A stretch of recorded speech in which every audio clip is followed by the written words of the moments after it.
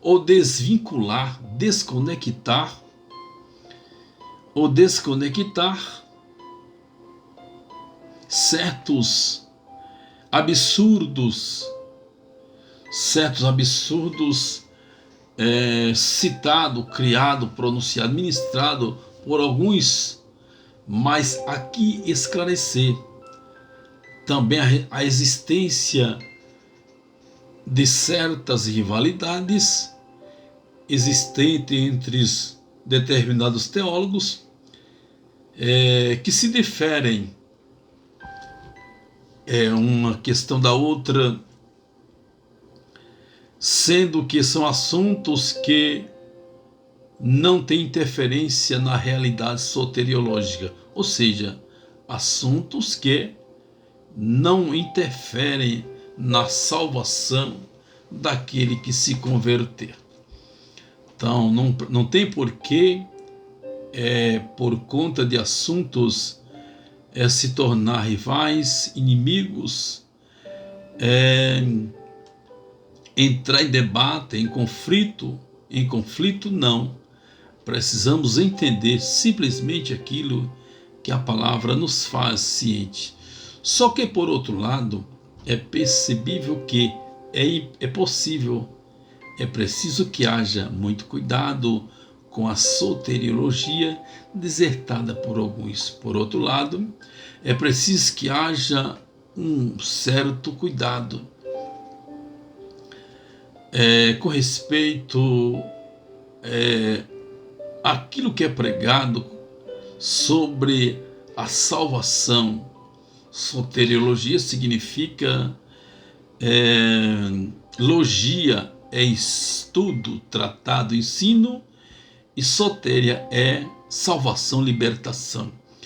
Então existe muitos contrastes aí, existe muitos que anunciam, ministram, transmitem uma espécie de salvação que a Bíblia não apresenta, não oferece. Por isso que pesa sobre nós a responsabilidade que temos de estudar a Bíblia sobre o Evangelho. O Evangelho vai dissertar com respeito à salvação, com respeito ao evangelismo, à evangelização e à missão da igreja.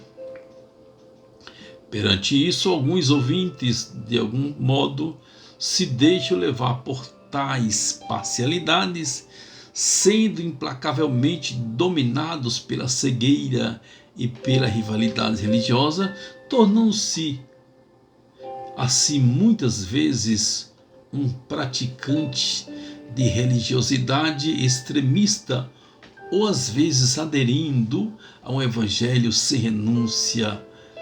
São esses e outros estilos que alguns adotaram. Então aqui está um alerta que temos que ter cuidado para que nós possamos investir no conhecimento, porque quem conhece dificilmente será enganado. Quando chegar alguém até nós, nos oferecendo um outro evangelho, um outro tipo de salvação que Cristo não ofereceu, pelo conhecimento que nós temos, nós iremos refutá-lo, iremos rejeitá-lo, não iremos abraçar, não iremos querer. Não iremos aceitar um evangelho que não fala de salvação, nem também promete aquilo que a Bíblia não prometeu. Existe o evangelho dos homens, existe o evangelho de Deus, o evangelho de Cristo.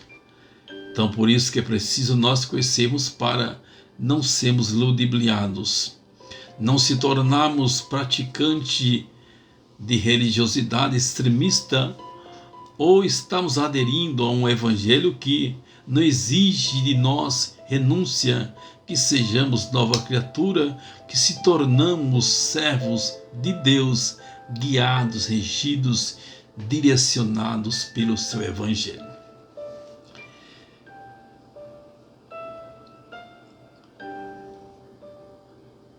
São esses e outros estilos que alguns adotaram e que, infelizmente, é ensinado por alguns que são líderes ou estão infiltrados na liderança. Esses são peritos em criar determinadas confusões doutrinárias e teológicas. Cuidado, não seja levado por isso. É preciso muita atenção.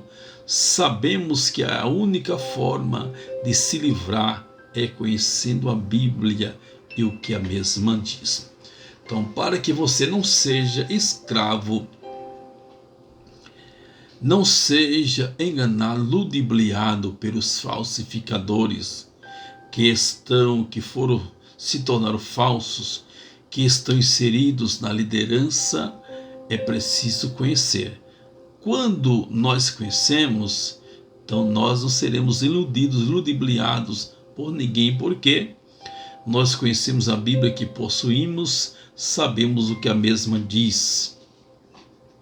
Isso é inegável, todos veem e sabem que alguns não ensinam as coisas concernentes ao reino de Deus com legitimidade, devido terem passado a sonegar a verdade da palavra de Deus em si.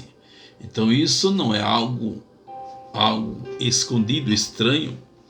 Isso é algo que todos nós sabemos que existe alguns que não ensinam, não pregam, não ministram as coisas concernentes ao reino de Deus com legitimidade, com verdade. Por quê? Porque eles mesmos já passaram a sonegar a verdade, porque eles saíram da verdade, então deixaram de viver a verdade. Então, pelo fato de não viver a verdade, não conseguem falar da verdade. Aquilo que eles falam é puramente mentira, engano. E para que nós não sejamos enganados, iludidos por eles, precisamos o quê? Conhecer a nossa Bíblia e o que a mesma nos diz. Continuando, mediante essa falta de sinceridade e fidelidade, passaram a pregar e ensinar o seu próprio reino, sabendo que isso nunca deveria existir, mas existe. E o que fazer? Então, mesmo eles sabendo, porque tiveram o privilégio de conhecer a vontade de Deus, conhecer a palavra de Deus, mas eles, pelo fato de terem caído da graça, caído da verdade, perderam a sinceridade e a fidelidade e passaram a pregar e ensinar o seu próprio reino, em vez de estar pregando o reino, anunciando o reino de Deus. Isso nunca deveria existir, mas existe, porque Deus permite que aconteça, para que aqueles que são sinceros se manifestem rejeitando, repugnando, não aceitando esse tal evangelho, que não é o evangelho de Deus. Devemos ficar indefesos? Não precisamos buscar a palavra de Deus verdadeiramente para conhecer. Assim sendo, não seremos atingidos pelos bombardeios religiosos e supostas orientações teológicas. Então, se nós não podemos ficar indefesos, ficar de braços cruzados, ficar deixando que isso aconteça naturalmente. O que temos que fazer, pastor? Temos que buscar conhecimento, porque eu possuindo conhecimento bíblico, conhecimento verdadeiro, eu não serei atingido pelos bombardeios religiosos e supostas orientações teológicas que alguém queira me apresentar, seguindo assim o objetivo específico proposto aqui, que é compreender a relação e a sujeição dos termos. Como falei anteriormente, o evangelho é o material, é o conteúdo do pregador. Evangelho é o conteúdo, é a ferramenta do ministrante. Não dá para trabalhar sem o evangelho. Então, o evangelho é preciso, nós temos o evangelho. Nós tendo o evangelho, podemos realizar a obra de evangelização. Podemos realizar a obra de evangelismo, melhor dizendo, e a obra de evangelização, assim como realizar a missão. Em termos de problematização, opiniões ideológicas de pessoas que se identificam como elementos concretos, dono do saber, muitas vezes geram questionamentos diversos que são angustiantes. Isso vem sendo criado e foi criado no decorrer da história. E até o presente momento os vem insistindo em ensinar, e assim tem prejudicado muitas almas. Não devemos baixar as armas e ficar em silêncio. Então nós vemos a grande problemática, opiniões ideológicas de pessoas que se acham ter a mente brilhante e se identificam como sendo elas elementos concretos que são donos do saber, donos do conhecimento. E muitas vezes essas pessoas geram questionamento nos ouvintes, questionamentos diversos, que são questionamentos angustiantes. Isso vem sendo crido, isso tem levado pessoas a crer, a acreditar. E depois essas pessoas ficam frustradas, derrotadas, se sentem derrotadas e de uma vez por toda não quer mais saber de Deus. Isso foi criado no decorrer, isso aconteceu no decorrer de toda a história. E até o presente momento também vem existindo alguém que se levanta a ensinar. E assim eles têm por objetivo prejudicar as almas. E o que nós temos que fazer? Baixar a cabeça, ficar assistindo calado? Não, devemos agir. Como agir? Buscando conhecimento. Quando eu sou possuidor do conhecimento, esses tais não têm êxito de forma alguma em conseguir fazer aquilo que eles pretendem, aplicando seus conteúdos na minha vida. Será que o Deus eterno da Bíblia, o Deus todo-poderoso, Pai amoroso, que fez tudo e criou todos os meios necessários que eram e que é preciso para os homens conhecerem o seu projeto de salvação, está de acordo com tantos conceitos criados que parecem ser proposital, intencional, tendo como único objetivo dificultar o acesso e a compreensão dos pecadores ao imensurável amor de Deus?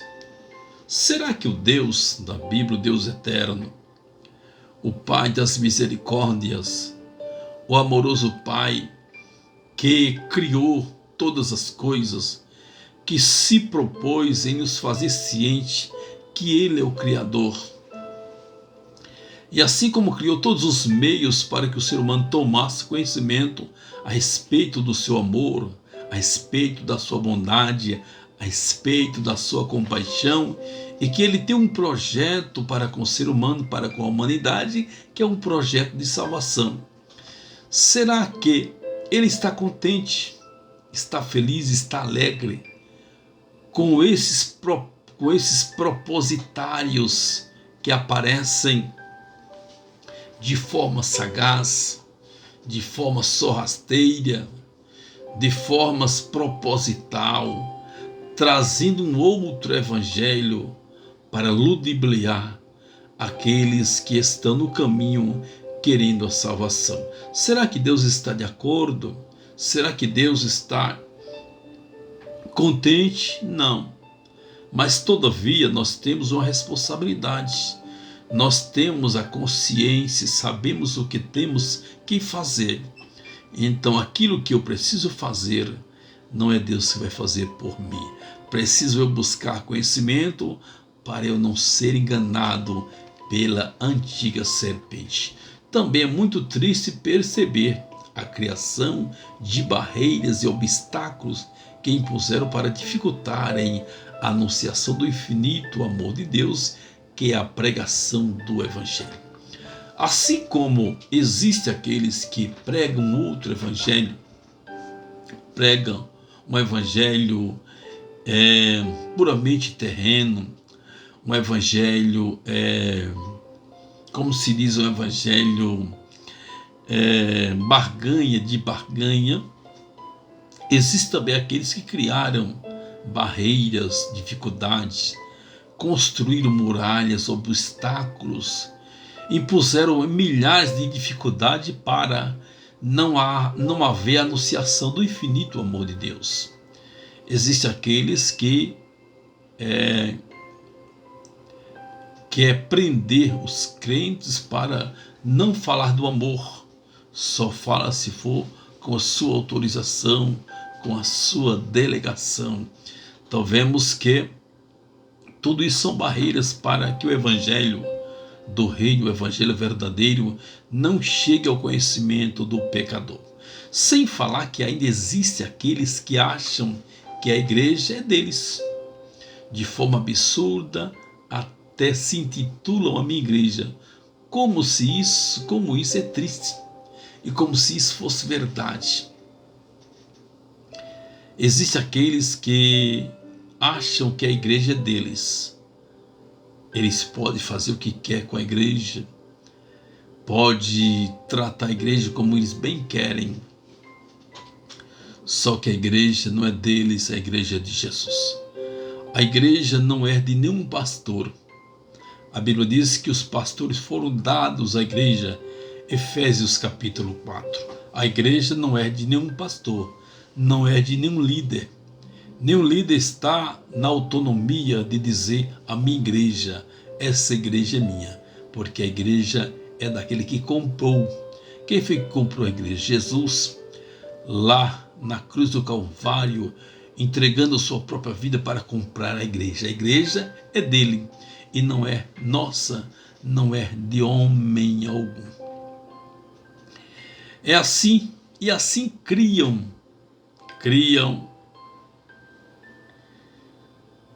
determinados obstáculos para que ninguém trabalhe na seara do Senhor. É necessário é que haja equilíbrio. A igreja não deve enviar ninguém sem preparar. Então eles criam obstáculos para a igreja não trabalhar. É verdade que tem que haver sabedoria. A igreja não pode enviar ninguém sem antes preparar. Jesus chamou 12 homens, preparou-lhes conforme Mateus 10, delegou eles, encheu de autoridade, poder do Espírito e delegou a eles a missão, revelando a eles a missão, como deveria ser exercido esse trabalho, esse papel. Diante disso, Jesus preparou esses 12 homens, depois chamou mais 70 e enviou de 2 em 2. É necessário que a igreja prepare aqueles que vai ser enviado, assim como não deve construir paredes intransponíveis que cerca um grupo X, dizendo que somente esse pode anunciar o evangelho. Então a igreja, o ministério, tem por obrigação de preparar com conhecimento aqueles que serão enviados. E também nunca pode dizer ou construir obstáculos, paredes intransponível, cercando um grupo, dizendo que esse grupo é o grupo que é responsável por fazer o trabalho de anunciação do evangelho. O trabalho de anunciação está com todo crente, todos podem fazer, desde que aprenda, saiba como fazer para pregar e ter êxito naquilo que está fazendo, o que é na anunciação do reino de Deus. Sem esquecer da existência de outros que até incentivam a fazer o ID.